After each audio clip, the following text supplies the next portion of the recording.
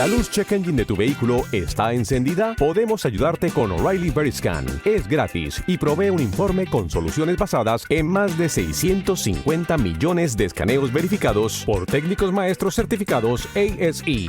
Y si necesitas ayuda, podemos recomendarte un taller. Pregunta por O'Reilly Veriscan.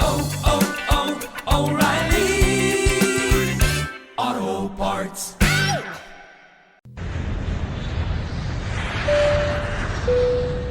Buenas noches, queridos pasajeros.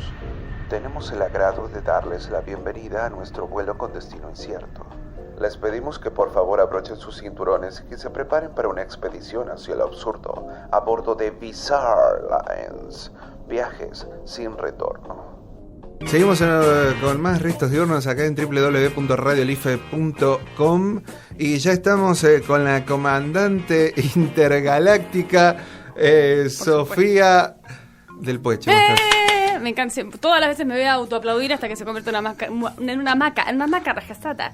Una hamaca registrada. ¿Cómo le va? Muy bien, ¿y usted? Excelentemente. Hoy estoy muy entusiasmada porque va a ser un vuelo espectacular con muchas escalas. Va a ser un vuelo intenso, va a ser un vuelo cargado, tal vez haya turbulencias en algún momento porque vamos a pasar por todos los climas, por todos los estados de ánimo. Y es una historia que realmente lo tiene todo. Pero, ¿viste cuando vos decís, esta historia tiene política, tiene cuestiones policiales, interplanetarias, tiene cuestiones relacionadas con alienígenas, tiene cuestiones relacionadas con el mundo del más allá, con otros países, otros continentes? Bueno, todo lo que puede tener una historia, además de, sobre todo, mucho misterio cerca del final. Esta historia es, si a ustedes les interesa eso, esta es la historia adecuada. La primera escala se remonta, el primer punto, el primer lugar que vamos a visitar es Capilla del Monte. Aquí se inicia todo. Como todos sabemos, cuando uno dice... Peligro. Danger. Si uno dice Capilla del Monte, ya sabe que puede pasar cualquier cosa.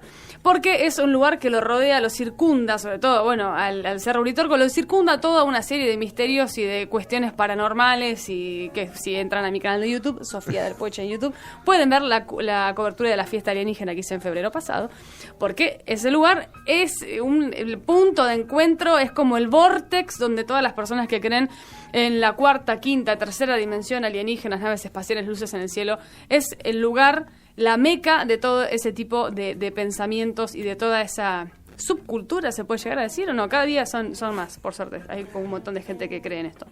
Bueno, entre todas las cuestiones que tienen que ver con el Cerro Uritorco y con Capilla del Monte, como los extraterrestres, existe una leyenda que es probablemente, no sé si es la menos difundida, pero es como una que es más propia del lugar, que es la leyenda o la creencia de que existe debajo del Cerro Uritorco, como si lo levantáramos, tipo, así sí. Lo desmontás. Debajo del Cerro Uritorco habría una civilización intraterrena, o sea, dentro de la Tierra.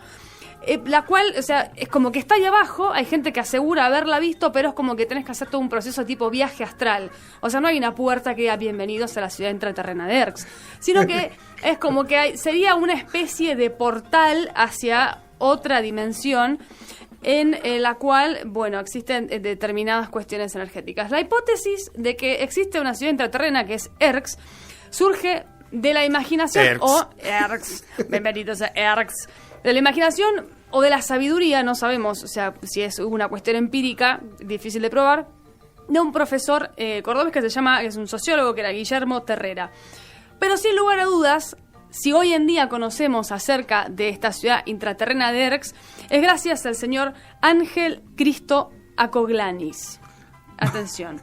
Este fue el primer explorador, un hombre de origen griego, nacido justamente en Grecia, en Atenas, en el año 1923, quien fue la primera persona que, después de escuchar acerca de la teoría de Terrera de que existía Erx, supuestamente, se decidió a aventurarse y a emprender una serie de expediciones hacia la ciudad intraterrena de Erx, y era quien fue como el pionero en ir a la Sierra del Pajarillo, donde en la década del 80, creo que fue en 1986, que apareció la famosa huella que se le atribuyó al aterrizaje de una nave extraterrestre que habría quemado los pastizales, y gracias a la cual hoy Capilla del Monte es la meca de los extraterrestres.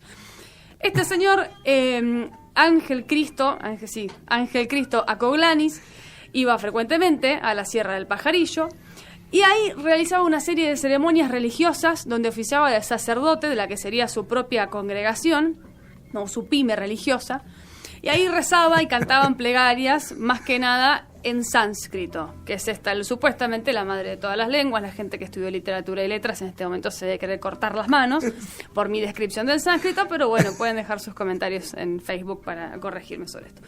Acoglanis era un médico griego, como dije anteriormente, que nació, en 1923, 5 años antes que mi abuela, un dato que a nadie le importa, pero necesito decirlo, y que llegó a Argentina en la década del 50. Primero se estableció en Rosario, donde formó una familia de la cual nació su único hijo, hasta donde tengo entendido, y luego vivió en Buenos Aires. Una vez que llegó a Buenos Aires se hizo conocido por tener su propio consultorio alternativo, como él le llamaba. Supuestamente, como él aseguraba, antes de llegar al país, o sea, antes de hacer de Grecia a Argentina, que es esta segunda escala, Acoglanis habría pasado un año en el Tíbet, como Brad Pitt, donde aprendió la técnica de imposición de manos, como el padre Mario. Este conocimiento de la imposición, un poco de... Yo les digo que tiene todo, y esto empeora.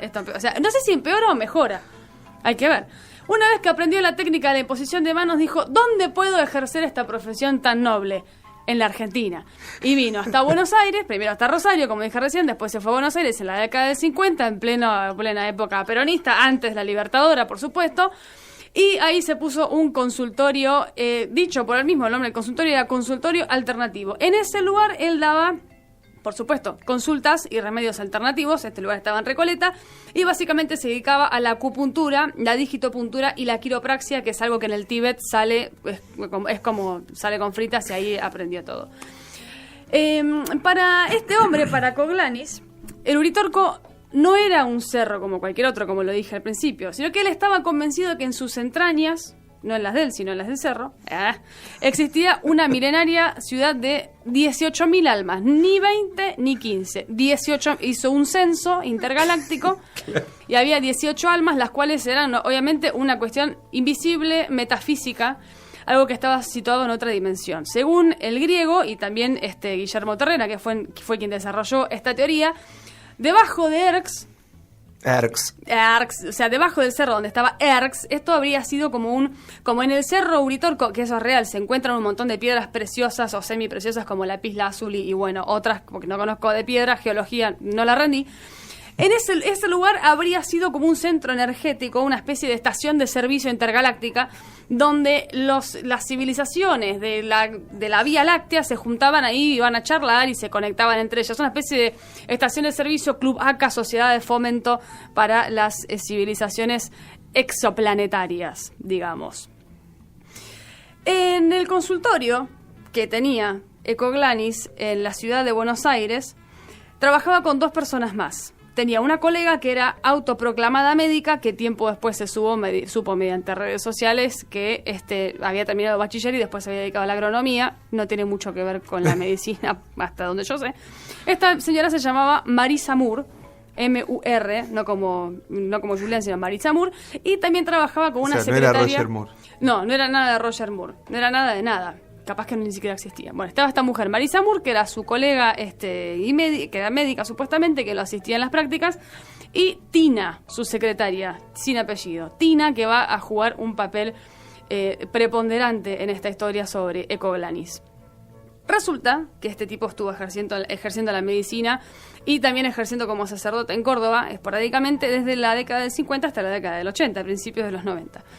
En la mañana del 19 de abril de 1989 llegó a visitarlo el señor Rubén Elías Antonio, mientras Acoglanis estaba atendiendo, haciendo acupuntura, aguja va, aguja viene. Tina le dice a Rubén Elías Antonio, mira, quédate en la cocina, cuando el doctor termine de atender te va a hacer pasar, y se saludan y toman unos mates.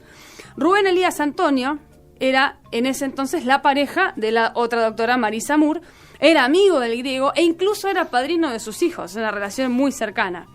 Tina lo hace pasar, lo deja esperar en la cocina, y cuando el doctor Acoglanis termina con la sesión de acupuntura, supongamos que estaba haciendo acupuntura, se dirige, supongamos que estaba ahí acupuntureando, hashtag como el mejor, se acerca a la cocina para saludar a Rubén Elías Antonio, y resulta que cuando se acerca a la cocina, para saludarlo, Tina, la secretaria, único testigo, escucha que Coglanis dice: no lo hagas, negro, no lo hagas. ¡Pa, pa, pa! 7 tiros. Esto es real. Esto está, hay un expediente y todo. No se supo por qué, pero Rubén Elías Antonio le pegó 7 tiros a Coglanis, que era este sacerdote el supremo. Sacerdote el supremo de sí. Erx, que hablaba en sánscrito, y lo deja desangrarse ahí en la cocina. Y luego de que comete este delito, este crimen, sale con el arma en la mano, creo que es un revólver, si no me equivoco, ante la atómica y atónita mirada de Tina y de otros pacientes, y se va solo hasta la comisaría 17, cerca de ahí de Recoleta, se entrega y le dice a un comisario que estaba ahí de turno: acabo de matar a un brujo y me siento aliviado. Esa fue su única declaración. Lo más curioso de esto es que Rubén Elías Antonio, además de ser amigo, padrino, el marido de la socia del griego de Coglanis, era el hermano de Jorge Antonio, que para los peronistas, de los peronistas de Perón, digamos, es una figura importante. Jorge Antonio era el empresario y el financista que había ayudado a Perón en el exilio, y que en esos días era cercano a Carlos Menem, quien tan solo 3 semanas después de la muerte de Coglanis sería elegido, o en realidad habría asumido como presidente de la Argentina, dándole paso... Esto es año 89. 89, dándole paso a una de las mejores épocas de la Argentina, del esplendor máximo de nuestra nación. Sí, claro. O sea, vamos a recapitular. Hay un griego que vino a la Argentina, que fue quien reforzó la idea de que existe una civilización intraterrena que se llama Erx en Capilla del Monte, que tenía un consultorio de medicina alternativa en Recoleta, que fue asesinado de 7 tiros por el hermano de un ex financista de Perón. Esto es real. Lo más, porque ahora se empieza a complicar todavía más, porque la causa de homicidio, porque obviamente, o sea, se abrió una causa y lo llevaron a juicio y todo, sí, cayó en el juzgado de la doctora, jueza, abogada María Servini de Cubría, que es algo muy menemista, que esto es antes de que le dieran el bolillero mágico, de que le cayeran todas las causas, antes es como la precuela de Ollarvide, digamos, quien decidió que en vez de darle reclusión por la cantidad de años que correspondiera según el Código Penal, el cual por supuesto desconozco, esta jueza dictaminó que Rubén Antonio era insano, entonces fue recluido en una institución psiquiátrica. En 4 años, después de haber matado a un doctor a 7 tiros, la justicia argentina dice: ya estás bien, estás sano. Entonces le conceden la libertad.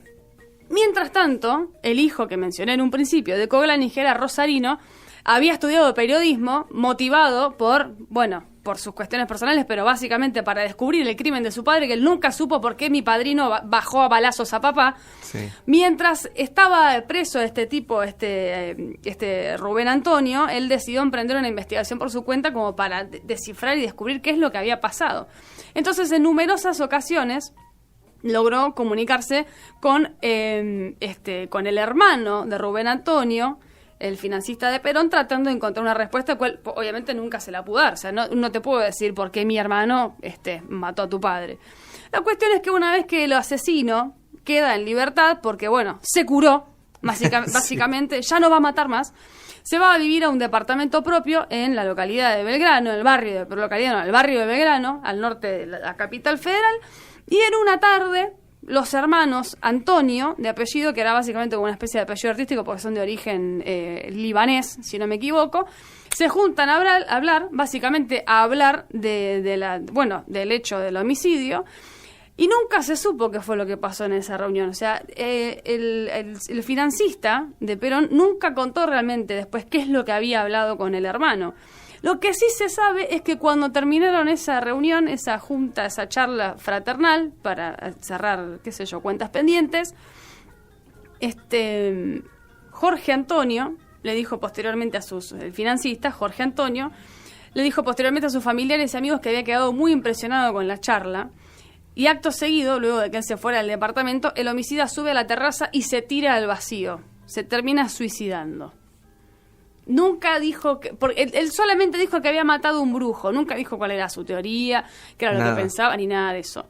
Pero el que sí sabía, el único que había podido hablar con el homicida había sido justamente el financista de Perón, Jorge Antonio, quien nunca, esto fue en el 91, 92, nunca más le dijo a nadie qué es lo que había pasado. Lo único que dijo fue que había quedado impresionado y angustiado por los dichos de su hermano, y eso fue todo. El hijo de Acoglanis, que era el periodista del que estoy hablando, durante muchos años trató de rastrearlo, tuvo varias entrevistas, lo grabó y todo, y sin embargo Jorge Antonio nunca le dijo qué es lo que había hablado con este hermano que había asesinado a su padre, al griego de Erx. Y como si esto fuera poco, Jorge Antonio, el financista de Perón, el único testigo, la única fuente, el único que sabía lo que había pasado, murió en febrero del 2007 y con su muerte se llevó al más allá, calculo que a Erx, el secreto de qué es lo que le había pasado por la cabeza a esta persona que mató al doctor Acoglanis, que básicamente, o sea, no le hacía daño a nadie, él solamente tenía esa creencia de que, bueno, convicción, creencia, no sé si tendría pruebas fehacientes, me costaría creerlo, de que en la ciudad subterránea, debajo del cerro Uritorco existiría una ciudad subterránea llamada Erx. Entonces, desde ese momento, desde que pasó la muerte de Acoglanis, hay toda una cuestión que circunda a esta creencia de la civilización intraterrena de Erx, que es improbable, misteriosa y sobre todas las cosas turbia y sangrienta. Así que si alguna vez escuchan de la ciudad de Erx, implica de Erx, asesinato, misterio, implica varias muertes, implica un asesinato y un suicidio, y también a la doctora Servini de Cubría y a Perón y a Menem y a un montón de cosas que están involucradas en esta historia. Por eso tantas escalas tuvo Uritorco, misterio y peronismo, podríamos decir. Un poco de todo, es que tampoco, porque es como que excede al peronismo, porque también hay un poco de menemismo y un poco de jueces y un poco de cosa policial, y hay un revólver y un alien y acupuntura, el Tíbet, claro. Un poco de todo. Si les interesa más de estas columnas, todos los lunes vengo acá en la compañía del señor Juan Manuel Ramírez a hacer Bizarrelines. Me pueden encontrar en mis redes sociales como Sofía del Pueche, todo junto, donde estoy eventualmente, permanentemente cargando este tipo de historias absolutamente bizarras, increíbles, pero ciertas. Muchas gracias, Sofía. De nada, nos vemos. Esto ha sido todo por hoy. Gracias por volar con Bizarrelines. Hasta la próxima. Compra 5 cuartos de aceite 100% sintético Castrol-Edge en O'Reilly Auto Parts y recibe una tarjeta de regalo O'Reilly de $15 después del reembolso. O'Reilly.